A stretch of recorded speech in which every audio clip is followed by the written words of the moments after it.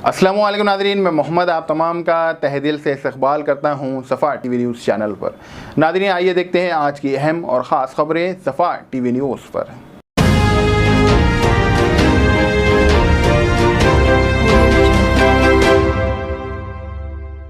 हमारी नजर में है, हम डेफिनेटली निकाल रहे। लिस्ट तो आया होगा ना, काउंट बोले तो एग्जैक्टली हम नहीं बोल सकते सर, जो भी है हमारे नजर में हम पूरा निकालते हुए आगे बढ़ रहे हैं।